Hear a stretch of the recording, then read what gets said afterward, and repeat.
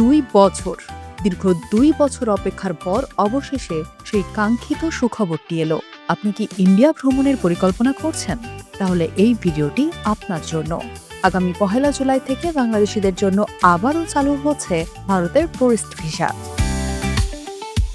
হ্যাঁ, দীর্ঘদিনের অনিশ্চয়তা কাটিয়ে ভারত সরকার ঘোষণা দিয়েছে আগামী ১ জুলাই থেকে বাংলাদেশিরা আবারও টুরিস্ট ভিসা পাবেন। এই ঘোষণাটি দিয়েছেন বাংলাদেশে নিযুক্ত ভারতের নতুন হাইকমিশনার দীনেশ ত্রিবেদী। সম্প্রতি দায়িত্ব গ্রহণের পরপরই তিনি যমুনা ফিউচার পার্কে ভারতীয় ভিসা অ্যাপ্লিকেশন সেন্টার পরিদর্শন করেন। সেখানে এক সংবাদ সম্মেলনে তিনি এই খবরটি নিশ্চিত করেন। তবে শুধু ঘোষণা নয়, আবেদনের প্রক্রিয়াও কিন্তু একদম দরজায় করা নাড়ছে।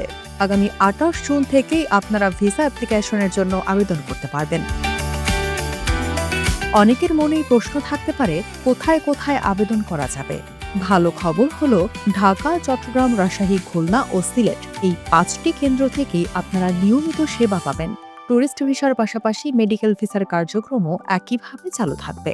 ভারতের নতুন হাইকমিশনার আরও জানিয়েছেন, ভবিষ্যতে ভিসা সেন্টারের সংখ্যা বাড়ানোর পরিকল্পনা রয়েছে তাদের। শুধু তাই নয়, যারা মেডিকেল ভিসার জন্য আবেদন করবেন অথবা শিশু এবং বিশেষ চাহিদা সম্পন্ন আবেদনকারীদের জন্য আলাদা বিশেষ সুবিধা বা প্রায়োরিটি দেওয়ার উদ্যোগ নেওয়া হয়েছে। ভারতের নতুন হাইকমিশনারের এই পদক্ষেপে দুই দেশের পর্যটন ও চিকিৎসা সেবা গ্রহীতাদের মধ্যে যে দূরত্বের তৈরি হয়েছিল তা দ্রুতই কমে আসবে বলে আশা করা হচ্ছে।